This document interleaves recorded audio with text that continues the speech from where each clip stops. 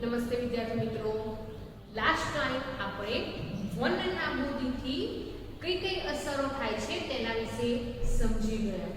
એટલે કે આજે પણ વનનો નાશ થતો જોવા મળે છે. એટલે કે દિવસે દિવસે વૃક્ષોની કાપણી થતી જોવા મળે છે, જેને લીધે દિવસે દિવસે વૃક્ષોની સંખ્યામાં ઘટાડો થતો જાય છે. અને આ વૃક્ષોનો ઘટાડો થવાને કારણે એટલે કે વન નાબૂદીના કારણે ગામડાઓ, શહેરો, પૃથ્વી, પર્યાવરણ, પૃથ્વી પર વસતા જે પણ સજીવો છે એ સજીવોને કંઈક ને કંઈક નુકસાન થતું જોવા મળે છે, જે આપણે લાસ્ટ ટાઈમ સમજી ગયા છે. હવે વિદ્યાર્થી મિત્રો, આપણને ખબર છે કે કારણ વગર પણ અત્યારે વૃક્ષો કાપવામાં આવે છે. તો વિદ્યાર્થી મિત્રો, જો કારણ વગર પણ વૃક્ષો કાપવામાં આવતા હોય તો શી પરિસ્થિતિ સર્જાશે તે પણ આપણને ખબર છે કે આજે વન નાબૂદી છે એટલે કે દિવસે દિવસે વૃક્ષોની સંખ્યામાં ઘટાડો થતો જાય છે, જેને જે વૃક્ષો છે, જે જંગલો છે, એ જંગલોને બચાવવા માટે એટલે કે વૃક્ષોની સંખ્યામાં વધારો કરવા માટે આપણે કયા કયા પગલાં લેવા જોઈએ તેના વિશે પણ આપણે સમજી ગયા છીએ. પરંતુ વિદ્યાર્થી મિત્રો, આ વૃક્ષોની સંખ્યામાં ઘટાડો થવાને કારણે જે પૃથ્વી પર વસતા જે સજીવો છે એ સજીવો પર પણ અસર થતી જોવા મળે છે. તો આ જે પણ સજીવો છે એટલે કે આ જે પણ વન્ય પ્રાણીઓ છે એ વન્ય પ્રાણીઓને આપણે કેવી રીતે બચાવી શકીએ તેના વિશે આપણે સમજીએ.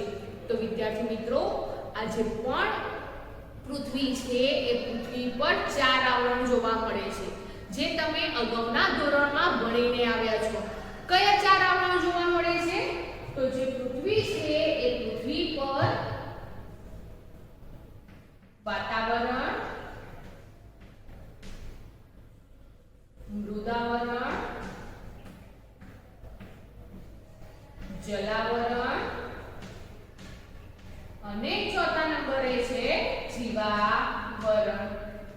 તો પૃથ્વી છે એ પૃથ્વી પર આ 4 આવરણો આવેલા છે, અથવા તો તેમ પણ કહી શકાય કે આ 4 આવરણોથી પૃથ્વી બનેલી છે. તો વિદ્યાર્થી મિત્રો, સૌથી પહેલા વાતાવરણ કોને કહેવામાં આવે છે? તો હવાનું જે આવરણ છે, વાયુઓનું જે આવરણ છે, જેને વાતાવરણ તરીકે ઓળખવામાં આવે છે. ત્યારબાદ મૃદાવરણ, મૃદ પ્લસ આવરણ. અમૃત વસ્તુ એટલે કે નિર્જીવો. તો જે પણ પથ્થર છે, ખડકો છે, એ પથ્થર, ખડકો, જમીનથી બનેલું જે આવરણ છે, જેને શું કહીશું આપણે? મૃદાવરણ તરીકે ઓળખીશું. તેવી રીતે છે જલાવરણ, જલ પ્લસ આવરણ. જલ એટલે પાણી. તો જલાવરણ કોને કહીશું? તો પૃથ્વી પર આવેલું જે પાણીનું આવરણ છે, જેને જલાવરણ તરીકે ઓળખવામાં આવે છે. અને આ જે વાતાવરણ, મૃદાવરણ અને જલાવરણ છે, એ ત્રણેય ભેગા મળીને જીવાવરણની રચના કરે છે. જીવાવરણ એટલે જીવ પ્લસ આવરણ. જીવ કોને કહેવાય એ પણ આપણને ખબર છે. તો પૃથ્વી પર આવતા જે પણ સજીવો છે એ સજીવોનો જે ભાગ છે, જે શું દર્શાવે છે? તો જીવાવરણ દર્શાવે છે. તો જીવાવરણ છે, જીવાવરણમાં સજીવોનો સમાવેશ થતો જોવા મળે છે. આ ઉપરાંત વિદ્યાર્થી મિત્રો, આજ આપણી જે પૃથ્વી છે એ પૃથ્વી પર જૈવ વિવિધતા જોવા મળે છે. શું જોવા મળે છે? જૈવ વિવિધતા. તો જૈવ વિવિધતા કોને કહેવામાં આવે છે? તો આપણે અત્યારે સમજ્યા જૈવ એટલે કે સજીવ, જીવ. જૈવ એટલે સજીવ અથવા તો જીવ, અને વિવિધતા એટલે જુદાપણું. તો પૃથ્વી પર જુદા જુદા પ્રકારના સજીવો જોવા મળે છે, જેને જૈવ વિવિધતા તરીકે ઓળખવામાં આવે છે. તો આ વિદ્યાર્થી મિત્રો, પૃથ્વી પર આવેલું જે જીવાવરણ છે એ પૃથ્વીનો એક ભાગ છે, જે જેમાં સજીવોનો સમાવેશ થતો જોવા મળે છે અને પૃથ્વી પર આવતા જેટલા પણ સજીવો છે એ બધા સજીવો જુદા જુદા પ્રકારના જોવા મળે છે, જેને જૈવ વિવિધતા તરીકે ઓળખવામાં આવે છે. તો આ વિદ્યાર્થી મિત્રો, જૈવ વિવિધતા કોને કહેવામાં આવે છે? તો પૃથ્વી પર જોવા મળતા વિભિન્ન સજીવો, જે જુદા જુદા પ્રકારના સજીવો છે એ સજીવો ઉપરાંત એ જે પણ સજીવો છે એ સજીવો એકબીજા સાથે આંતર સંબંધ ધરાવે છે, તો તેઓની વચ્ચેનો આંતર સંબંધ તથા સજીવોનો પર્યાવરણ સાથે પણ સંબંધ જોવા મળે છે. તેઓનો પર્યાવરણ સાથેનો સંબંધ, જેને જૈવ વિવિધતા તરીકે ઓળખવામાં આવે છે. તો વિદ્યાર્થી મિત્રો, આ જે પણ પૃથ્વી પર વસતા જુદા જુદા પ્રકારના સજીવો છે એ સજીવો બીજા સજીવો પર કેવી રીતે આધાર રાખે છે, કેવી રીતે આંતર સંબંધ ધરાવે છે? તો આપણને ખબર છે કે આપણો જે ખોરાક છે એ આપણો ખોરાક ક્યાંથી પ્રાપ્ત થાય છે? તો જે પણ વનસ્પતિ છે, વૃક્ષો છે કે પછી જે ખેતી દ્વારા પાક લેવામાં આવે છે તેના દ્વારા આપણને આપણો ખોરાક પ્રાપ્ત થતો જોવા મળે છે. તો આપણે જે મનુષ્ય છે એ મનુષ્યો વનસ્પતિ સાથે સંબંધ ધરાવે છે. તેવી જ રીતે તૃણાહારી પ્રાણીઓ છે એ તૃણાહારી પ્રાણીઓનો ખોરાક પણ વૃક્ષો જોવા મળે છે. તો તે પણ વૃક્ષો સાથે એટલે કે વનસ્પતિ સાથે સંબંધ ધરાવે છે. આ ઉપરાંત માંસાહારી જે પ્રાણીઓ છે એ માંસાહારી પ્રાણીઓનો ખોરાક તરીકે બીજા જે સજીવો છે એટલે કે બીજા જે પ્રાણીઓ છે એ પ્રાણીઓનો ઉપયોગ કરે છે. તો આ પૃથ્વી પર વસતા જેટલા પણ સજીવો છે એ સજીવો એકબીજા પર આધાર રાખે છે અને એકબીજા વચ્ચે સંબંધ જોવા મળે છે. આ ઉપરાંત આ જે પણ સજીવો છે એ પર્યાવરણ સાથે પણ સંબંધ ધરાવે છે, જેથી તેને પણ જૈવ વિવિધતા તરીકે ઓળખવામાં આવે છે. તો વિદ્યાર્થી મિત્રો, આ જે પણ વૃક્ષો છે એ વૃક્ષોને સતત કાપતા રહીશું તો શું જોવા મળશે? કઈ કઈ અસરો જોવા મળશે તે અગાઉ આપણે સમજી ગયા છીએ. જો વૃક્ષોને સતત કાપતા રહીશું તો પૃથ્વી પર વસતા જે પણ સજીવો છે એટલે કે વનસ્પતિ અને જે પ્રાણીઓ છે એ પ્રાણીઓની દિવસે દિવસે સંખ્યામાં ઘટાડો થતો જોવા મળે છે અને ભવિષ્યમાં એક દિવસ એવો પણ આવી શકે કે આ જે પણ સજીવો છે એ સજીવોની સંખ્યામાં ઘટાડો થવાને કારણે એટલે કે તેનો નાશ થવાને કારણે જે પૃથ્વી છે એ પૃથ્વી પર જે સજીવો છે એ સજીવો લુપ્ત થતા પણ જોવા મળે. લુપ્ત એટલે કે એ જે સજીવ છે એ સજીવ પૃથ્વી પર જોવા ન પણ મળે તેવું બની શકે છે. તો વિદ્યાર્થી મિત્રો, આવું ન બની શકે તેના માટે શું કરવું જોઈએ? તેના માટે સરકારે કોઈ પગલાં લીધેલા છે? તો હા વિદ્યાર્થી મિત્રો, આવું ન થાય તેના માટે જે પણ સરકાર છે એ સરકારે સુરક્ષિત ક્ષેત્રો ઊભા કર્યા છે. સુરક્ષિત ક્ષેત્રો, સુરક્ષિત એટલે કે જ્યાં તેમનું રક્ષણ થતું હોય તે, અને ક્ષેત્રો એટલે વિસ્તાર. તો સુરક્ષિત ક્ષેત્રો કોને કહેવામાં આવે છે? તો વનસ્પતિ અને પ્રાણીઓ ઉપરાંત પ્રાણીઓના જે નિવાસ સ્થાન છે, કુદરતી નિવાસ સ્થાન છે, એ નિવાસ સ્થાનોનું રક્ષણ કરતા ક્ષેત્રો, વિસ્તાર ઊભા કરાવવામાં આવ્યા છે, જેને સુરક્ષિત ક્ષેત્રો તરીકે ઓળખવામાં આવે છે. તો વિદ્યાર્થી મિત્રો, સરકાર દ્વારા સુરક્ષિત ક્ષેત્રો ઊભા કરાવવામાં આવ્યા છે. વનસ્પતિઓ અને પ્રાણીઓ તથા પ્રાણીઓના કુદરતી નિવાસ સ્થાનોને સંરક્ષણ કરતા ક્ષેત્રો અથવા તો વિસ્તારને સુરક્ષિત ક્ષેત્રો તરીકે ઓળખવામાં આવે છે. તો આ જે સુરક્ષિત ક્ષેત્રો છે એ સુરક્ષિત ક્ષેત્રોમાં કોનો કોનો સમાવેશ થઈ શકે છે? તો આ જે પણ સુરક્ષિત ક્ષેત્રો છે એ સુરક્ષિત ક્ષેત્રોમાં અભયારણ્ય, રાષ્ટ્રીય ઉદ્યાન અને જૈવાવરણ આરક્ષિત ક્ષેત્રનો સમાવેશ થઈ શકે છે, જેમાં વૃક્ષોની કાપણી કરવી, જે પ્રાણીઓ છે એ પ્રાણીઓનો શિકાર કરવો અથવા તો પ્રાણીઓના ચામડા માટે તેનો શિકાર કરવો, ઉપરાંત ખેતી કરવી, કોઈ પ્રાણીઓને ત્યાં ચરાવવા મોકલવું, આ બધી જે બાબતો છે તેની પર પ્રતિબંધ મૂકવામાં આવ્યો છે. તો આ વિદ્યાર્થી મિત્રો આ જે પણ સુરક્ષિત ક્ષેત્રો છે એ સુરક્ષિત ક્ષેત્રોમાં આ બધી જે બાબતો છે એ બાબતોનો પ્રતિબંધ જોવા મળે છે.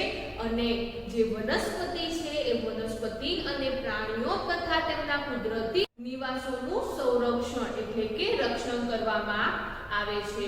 તો વિદ્યાર્થી મિત્રો આ જે પણ સુરક્ષિત વિસ્તાર છે એ સુરક્ષિત વિસ્તાર આપણા જિલ્લામાં, આપણા રાજ્યમાં અને આપણા દેશમાં એટલે કે અમદાવાદ જિલ્લામાં, ગુજરાત રાજ્યમાં અને ભારત દેશમાં આ જે પણ સુરક્ષિત વિસ્તાર છે એ સુરક્ષિત વિસ્તારની સંખ્યા કેટલી જોવા મળે છે તેના વિશે આપણે ચર્ચા કરીએ. તો વિદ્યાર્થી મિત્રો આપણે સંરક્ષણ માટેના સુરક્ષિત વિસ્તારની વાત કરીએ તો સૌથી પહેલા આપણે આપણા જિલ્લાની વાત કરીએ. આપણે કયા જિલ્લામાં રહીએ છીએ? તો આપણો જિલ્લો છે અમદાવાદ. તો અમદાવાદની વાત કરીએ તો અમદાવાદ જિલ્લામાં રાષ્ટ્રીય ઉદ્યાન કેટલા જોવા મળે છે, અભયારણ્ય કેટલા જોવા મળે છે અને જૈવાવરણ આરક્ષિત ક્ષેત્ર કેટલા જોવા મળે છે ખબર છે તમને? અમદાવાદ જિલ્લામાં આવા કોઈ વિસ્તાર સંરક્ષિત વિસ્તાર જોવા મળે છે? તમે જોયા છે? તો ના વિદ્યાર્થી મિત્રો આપણા અમદાવાદ જિલ્લામાં આવા સુરક્ષિત ક્ષેત્રો જોવા મળતા નથી. એટલે કે અમદાવાદ જિલ્લામાં રાષ્ટ્રીય ઉદ્યાન, અભયારણ્ય કે જૈવાવરણ જેવા વિસ્તાર છે એ વિસ્તાર ક્યાંય જોવા મળતા નથી, આવેલા નથી. તેવી રીતે જોઈએ હવે ગુજરાત રાજ્યમાં. હવે આ જે ગુજરાત રાજ્ય છે એ ગુજરાત રાજ્યમાં આ જે પણ સુરક્ષિત વિસ્તાર છે એ સુરક્ષિત વિસ્તારમાં જે રાષ્ટ્રીય ઉદ્યાન છે એ રાષ્ટ્રીય ઉદ્યાનની સંખ્યા 4 જોવા મળે છે. એટલે કે 4 રાષ્ટ્રીય ઉદ્યાન આવેલા છે. ઉપરાંત ગુજરાતમાં 21 અભયારણ્યો આવેલા છે. કેટલા અભયારણ્યો આવેલા છે? તો 21 અભયારણ્યો આવેલા છે.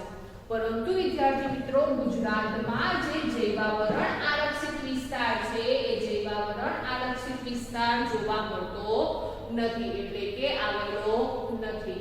અને તેવી જ રીતે આપણે આપણા ભારત દેશની વાત કરીએ તો ભારત દેશમાં આ જે પણ રાષ્ટ્રીય ઉદ્યાન છે એ રાષ્ટ્રીય ઉદ્યાનની સંખ્યા કેટલી જોવા મળે છે? 90 જોવા મળે છે. એટલે કે 90 ની સંખ્યામાં ભારત દેશમાં રાષ્ટ્રીય ઉદ્યાન આવેલા છે. ઉપરાંત 448 ની સંખ્યામાં અભયારણ્યો આવેલા છે. અને ભારત દેશમાં જે જૈવાવરણ આરક્ષિત વિસ્તાર છે એની સંખ્યા કેટલી જોવા મળે છે? તો એની સંખ્યા 14 જોવા મળે છે. તો આમ વિદ્યાર્થી મિત્રો આપણા જિલ્લામાં અમદાવાદ જિલ્લામાં કોઈ પ્રકારનું આરક્ષિત ક્ષેત્ર, સુરક્ષિત ક્ષેત્ર જોવા મળતું નથી. પરંતુ ગુજરાત રાજ્યમાં રાષ્ટ્રીય ઉદ્યાનની સંખ્યા 4 અને અભયારણ્યની સંખ્યા 21 જોવા મળે છે. અને તેવી જ રીતે ભારત દેશમાં રાષ્ટ્રીય ઉદ્યાન 90, અભયારણ્ય 448 અને જૈવાવરણ આરક્ષિત વિસ્તાર 14 જોવા મળે છે, જેમાં વનસ્પતિ અને વન્ય પ્રાણીઓનું સંરક્ષણ કરવામાં આવે છે. તો વિદ્યાર્થી મિત્રો સરકારે આ જે પણ સુરક્ષિત ક્ષેત્રો ઊભા કર્યા છે તે પછી તેમની બીજી કોઈ ભૂમિકા જોવા મળે છે? તો હા વિદ્યાર્થી મિત્રો સરકાર છે, સરકારે સુરક્ષિત ક્ષેત્રો ઊભા તો કરી દીધા છે, પણ ત્યાર પછી તેઓ આ જે પણ વનસ્પતિ છે અને વન્ય પ્રાણીઓ છે તેમના સંરક્ષણ માટે કેટલાક નિયમો, પદ્ધતિઓ અને કેટલીક યોજનાઓ બનાવે છે, જેને આધારે આ જે પણ વન્ય પ્રાણીઓ અને વનસ્પતિઓ છે તેમનું સંરક્ષણ એટલે કે રક્ષણ કરવામાં આવે છે. તો હવે જોઈએ વિદ્યાર્થી મિત્રો આ જે પણ સુરક્ષિત વિસ્તાર છે એ સુરક્ષિત વિસ્તારોમાં સૌથી પહેલા વિસ્તાર વિશે આપણે ચર્ચા કરીએ કે જૈવાવરણ આરક્ષિત વિસ્તાર. પહેલો વિસ્તાર આપણે કયો સમજીએ છીએ? તો જૈવાવરણ આરક્ષિત વિસ્તાર અથવા તો ક્ષેત્ર. તો જૈવાવરણ આરક્ષિત ક્ષેત્ર કોને કહેવામાં આવે છે? તો વિદ્યાર્થી મિત્રો, જૈવાવરણ કોને કહેવામાં આવે છે તે આપણે અગાઉ સમજી ગયા છીએ. આરક્ષિત એટલે સુરક્ષિત ક્ષેત્ર. તો આ જે પણ જૈવાવરણ આરક્ષિત વિસ્તાર છે એ એવો વિસ્તાર છે જેમાં જે વન્યજીવો છે, વન્યજીવો એટલે કે વનસ્પતિ, પ્રાણી કે પછી સૂક્ષ્મ જીવોનો સમાવેશ વન્યજીવોમાં થતો જોવા મળે છે. તો આ જે પણ વન્યજીવો છે એ વન્યજીવો તથા તે વિસ્તારમાં રહેતા જે મનુષ્યો છે જે કેવા પ્રકારના જોવા મળે છે? તો તેમને આદિવાસી તરીકે ઓળખવામાં આવે છે. તો તેવા વિસ્તારમાં વસતા જે પણ આદિવાસી લોકો છે એ આદિવાસી લોકોનું જે જીવન છે એ જીવન નિર્વાહ નું રક્ષણ કરતો જે વિસ્તાર છે જેને જૈવાવરણ આરક્ષિત વિસ્તાર તરીકે ઓળખવામાં આવે છે. તો જૈવાવરણ આરક્ષિત વિસ્તાર એટલે શું? તો જૈવાવરણ આરક્ષિત વિસ્તાર એટલે વન્યજીવો. વન્યજીવોમાં વનસ્પતિઓ, પ્રાણીઓ અને સૂક્ષ્મજીવોનો સમાવેશ થાય છે. તો વન્યજીવો અને તે વિસ્તારના આદિવાસીઓના પારંપરિક જીવન નિર્વાહ માટે વિશાળ સુરક્ષિત વિસ્તાર, જેને શું કહીશું આપણે? જૈવાવરણ આરક્ષિત વિસ્તાર તરીકે ઓળખવામાં આવે છે. આ જે પણ જૈવાવરણ આરક્ષિત વિસ્તાર છે તે જે જૈવ વિવિધતા છે એ જૈવ વિવિધતાને આધાર આપે છે. આ ઉપરાંત જૈવ વિવિધતા અને તેમની જે સંસ્કૃતિ છે એ સંસ્કૃતિને જાળવી રાખવા માટે મદદરૂપ છે. તો વિદ્યાર્થી મિત્રો, આ જે પણ જૈવાવરણ આરક્ષિત વિસ્તાર છે એ આરક્ષિત વિસ્તાર જૈવ વિવિધતાને આધાર આપે છે. ઉપરાંત જે જૈવ વિવિધતા છે એ જૈવ વિવિધતા અને તેમની જે સંસ્કૃતિ છે એ સંસ્કૃતિને જાળવી રાખવામાં મદદરૂપ થાય છે. ઉદાહરણ તરીકે આપણે હમણાં જોયું કે આપણા ગુજરાત રાજ્યમાં આવો કોઈ વિસ્તાર જોવા મળતો નથી, પરંતુ ભારતમાં જોવા મળે છે. તેનું એક આપણે ઉદાહરણ સમજીએ. તો ઉદાહરણ તરીકે પંચમઢી જૈવાવરણ આરક્ષિત વિસ્તાર. તો આ જે પંચમઢી જૈવાવરણ આરક્ષિત વિસ્તાર છે એ જૈવાવરણ આરક્ષિત વિસ્તાર ક્યાં જોવા મળે છે? પંચમઢીમાં જોવા મળે છે. માટે તેને પંચમઢી જૈવાવરણ આરક્ષિત ક્ષેત્ર અથવા તો વિસ્તાર તરીકે ઓળખી શકીએ છીએ. જેમાં રાષ્ટ્રીય ઉદ્યાન એક જોવા મળે છે અને તેનું નામ શું છે? તો પંચમઢી જૈવાવરણ આરક્ષિત વિસ્તારમાં સાતપુડા નામનું રાષ્ટ્રીય ઉદ્યાન જોવા મળે છે, જે ભારતનું સૌપ્રથમ આરક્ષિત જંગલ છે.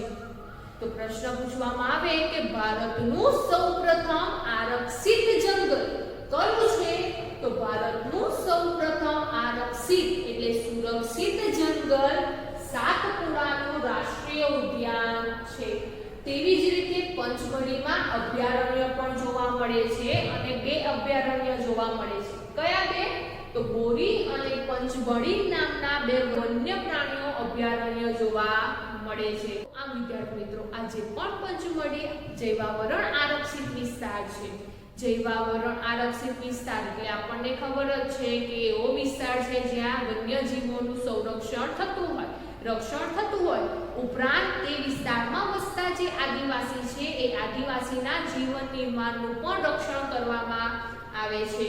તો આવો વિસ્તાર જોવા મળે છે. કયો? તો પંચમઢી જૈવાવરણ આરક્ષિત વિસ્તાર, જેમાં સાતપુડા નામનો રાષ્ટ્રીય ઉદ્યાન જોવા મળે છે, જે ભારતનું સૌપ્રથમ આરક્ષિત જંગલ કહેવાય છે. અને બોરી અને પંચમઢી નામના બે વન્ય પ્રાણીઓના અભયારણ્યો જોવા મળે છે. આ ઉપરાંત વિદ્યાર્થી મિત્રો, વનસ્પતિ સૃષ્ટિ અને પ્રાણી સૃષ્ટિ કોને કહેવામાં આવે છે? તો સૌથી પહેલા સમજીએ વનસ્પતિ સૃષ્ટિ. તો સૃષ્ટિ કોને કહીશું? તો આપણને ખબર છે સૃષ્ટિ જુદા જુદા સજીવોથી બનેલી છે, પરંતુ વિદ્યાર્થી મિત્રો, વનસ્પતિ સૃષ્ટિ તો એ એવા પ્રકારની સૃષ્ટિ છે જેમાં જુદા જુદા પ્રકારની વનસ્પતિઓ જોવા મળે છે, એટલે કે જુદા જુદા વિભિન્ન પ્રકારના વૃક્ષો ભેગા મળીને અથવા તો વનસ્પતિઓથી બનેલી જે સૃષ્ટિ છે જેને વનસ્પતિ સૃષ્ટિ તરીકે ઓળખવામાં આવે છે. તો આ જે વનસ્પતિ સૃષ્ટિ છે એ વનસ્પતિ સૃષ્ટિ વનસ્પતિઓનો સમૂહ પણ કહેવામાં આવે છે. તો આમ પંચમઢી જૈવાવરણ આરક્ષિત વિસ્તારમાં પણ વનસ્પતિ સૃષ્ટિ જોવા મળે છે, એટલે કે એ જે પણ જંગલ છે એ જંગલમાં જુદા જુદા પ્રકારના વૃક્ષો જોવા મળે છે અને એ બધા જ વૃક્ષો ભેગા મળીને વનસ્પતિ સૃષ્ટિની રચના કરે છે. તો પંચમઢી જૈવાવરણ આરક્ષિત વિસ્તારમાં વનસ્પતિ સૃષ્ટિ એટલે કે કયા કયા વૃક્ષો જોવા મળે છે? તો સાલ, અર્જુન, આંબો, જાંબુ અને હંસરાજ જેવા વૃક્ષો પંચમઢી જૈવાવરણ આરક્ષિત વિસ્તારમાં જોવા મળે છે. તેવી જ રીતે પ્રાણી સૃષ્ટિ કોને કહેવામાં આવે છે?